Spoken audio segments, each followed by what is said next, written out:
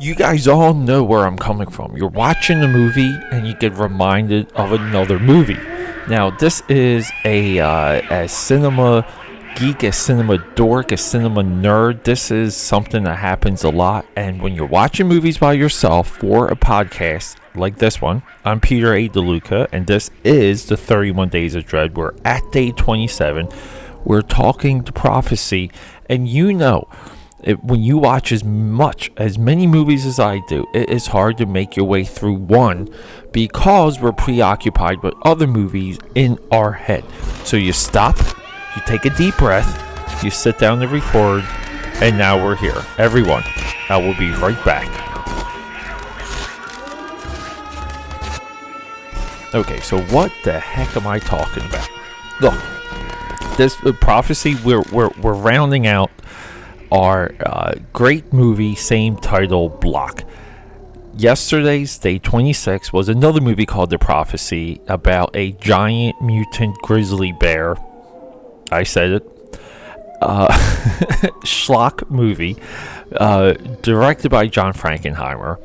Wonderful cast, okay, and I completely love that movie. I think I'm the only person on Earth that will back the 1977 Prophecy, and right here, right now, we're talking the 1995 Prophecy. And before we go any further, look, if you can, subscribe, support, leave a comment, especially on iTunes. If you're listening on iTunes, if you're on Spotify, spread the word on Spotify, just because Spotify's reach is growing for us, and I think more and more people are hitting podcasting on Spotify as a resource, as a distribution channel, as opposed to a recording channel, I'll say. Okay, but yeah, so I'm watching a different movie than this movie. This movie is a biblical action horror movie. Not so, I take away the action. It's a biblical thriller, and there's a couple different ways you can pair this movie off, which is this whole year's theme. I wanted to work in pairs. I just wanted to put movies together that normally people would not associate as together. But I was watching The Highlander, and for some reason, like lightning struck my brain one day. And just recently, and it was kind of just like one of those things where, I needed a little bit of a palate cleanser. I really did, because watching as much horror as I do for the 31 Days of Dread, it kind of messes with you. Now, when I first started that in 2017, it really messed with me, and it did carry over to last year, 2018. This year, I'm far less sensitized, but I also feel like I am doing a higher quality of film this year than previous years, because the last 2 years, I like working in the oddball movies, like really the ones that are kind of shot home video style, over a weekend. That magically end up on Amazon Prime and Netflix or another streaming service. But, I started watching Highlander. I started researching Gregory Wyden. He's the writer of Highlander. He's also the writer-director of this movie. And essentially, did he direct Highlander? He didn't direct Highlander. He did the script. He sold it while he was in film school. And, to continue, the only other two movies that's notable in his career is Backdraft and The Prophecy. And this is somewhat of a theme of our next few movies, because tomorrow we're doing The Reanimator and Bride of the Reanimator. And one of the points with these movies is that these are nearly career movies, meaning if these people, I really feel like if these people had the resources, especially with tomorrow's Stuart Gordon, who directed Reanimator, if they had the resources of, said, like a Steven Spielberg, they would go on the run of impactful, memorable movies similar to Spielberg. But these guys are career, C-level, D-level movie guys, and they make one or two movies that just resonate, and they kind of break into what you would call the mainstream. Now, this movie never quite did that. but it was always considered good. And in my opinion, it was popular.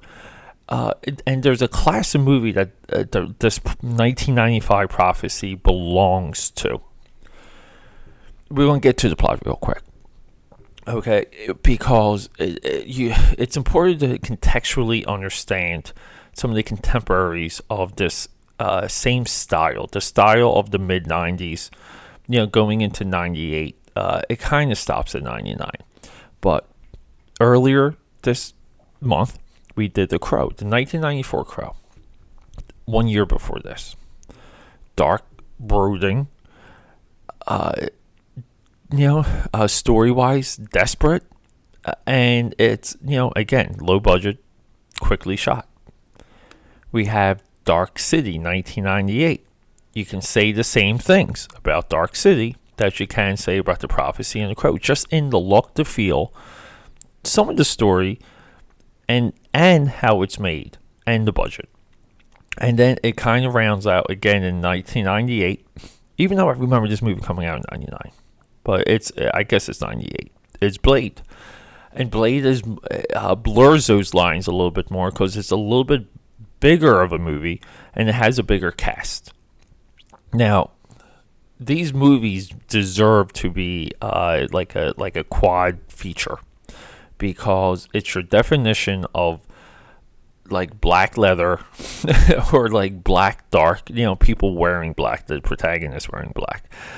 It's a definition of that. It's a definition of low budget filmmaking. It's a definition of big idea, quick shoots. And each one of those movies I just named have such a magnificent, such a large idea.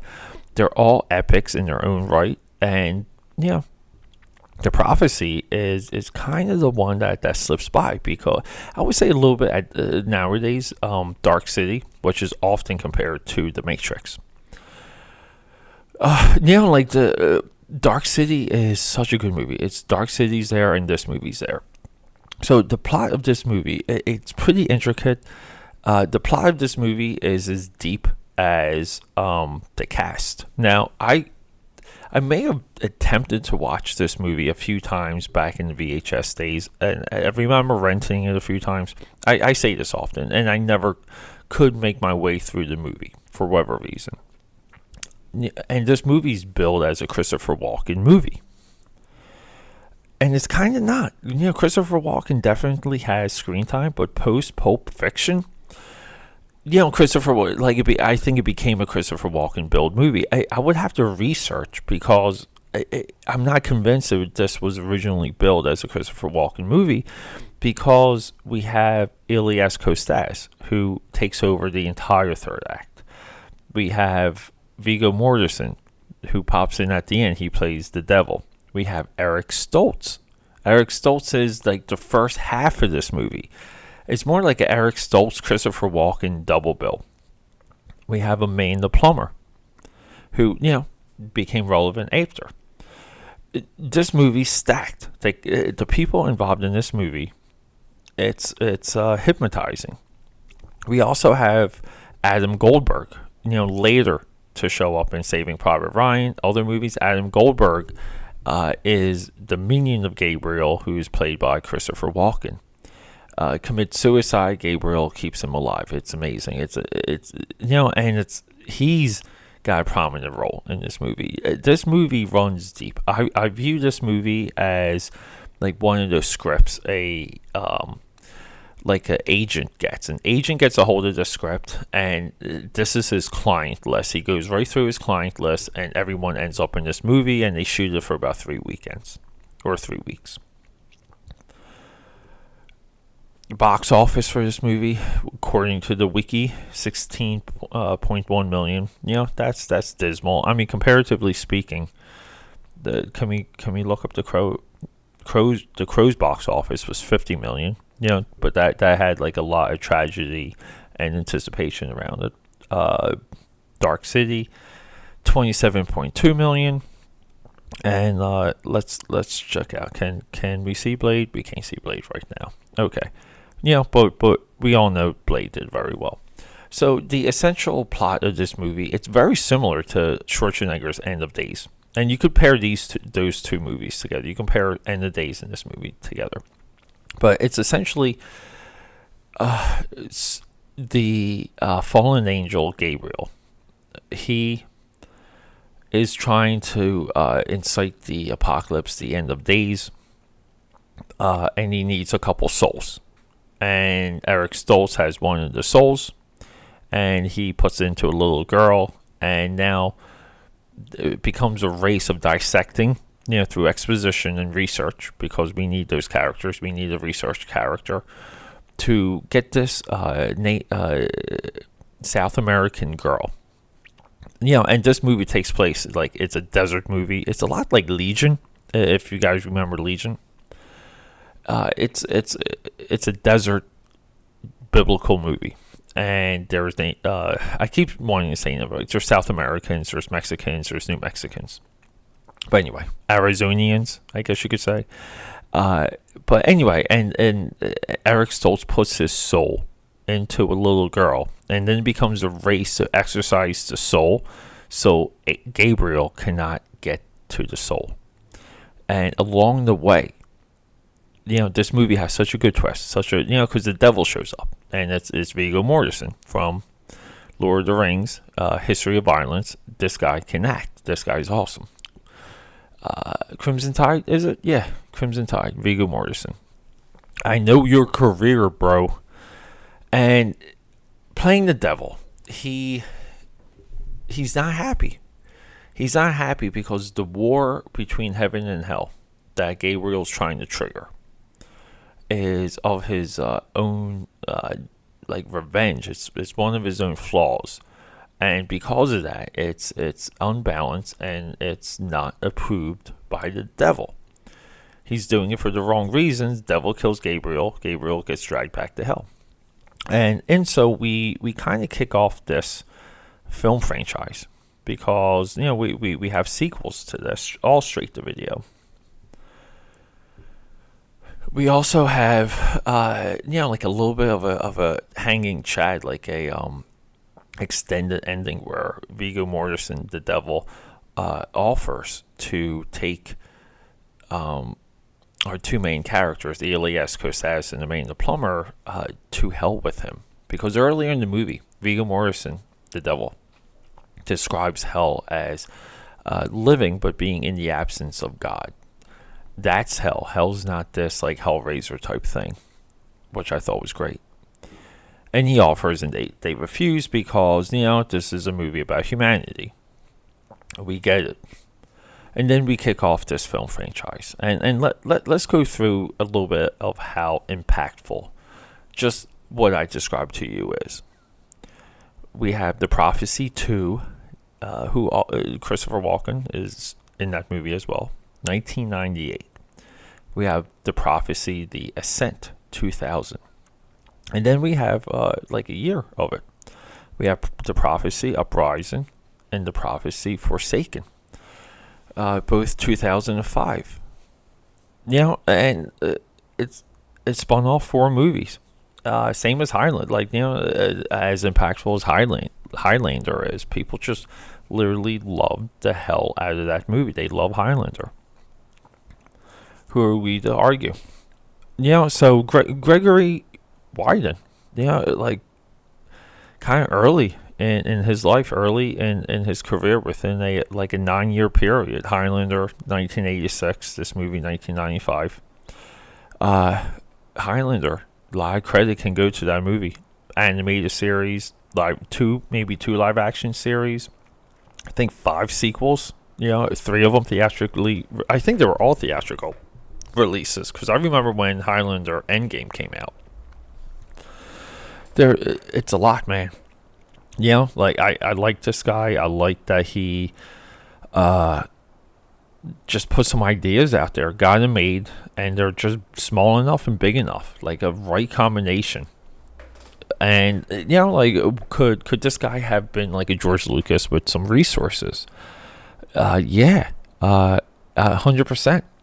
And I think that's an interesting point when we even talk about our next two films, which is going to be The Reanimator, bucket list movie there, and Bride of the Reanimator, which I knew nothing about before I saw that.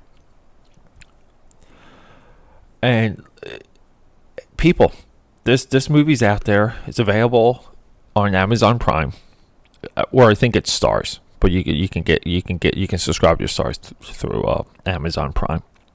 But honestly, this is if it's a must-see movie if you're interested in, what 90s sci-fi horror, big budget, like somewhat thriller movies were all about, because this movie has a lot of attitude from the 90s, and it's perfectly placed in the middle. It's placed in 95 for I think for a reason. And if you're interested in still changing scenery, having clear acts, and then having the story move, this is a movie, because it does become a desert movie. It does become a lot of driving. There's roads, there's different environments, still within a really low budget. This movie, in my eyes, it's a triumph. It's a success of ideas. It's a success of execution, and it still holds up today. And we have some of our best actors are in this movie. Some of them got a little bit of a resurgence, which is great, but throughout the years. But yeah, it's a watch. So hey, everyone, for the 31 Days of Dread, day 27.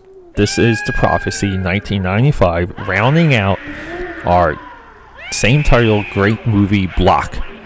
And tomorrow, day 28 and 29, we're dealing with The Bride, and we're dealing with The Reanimator, directed by Stuart Gordon, and we're dealing with The Bride of the Reanimator, directed by someone I cannot name right now.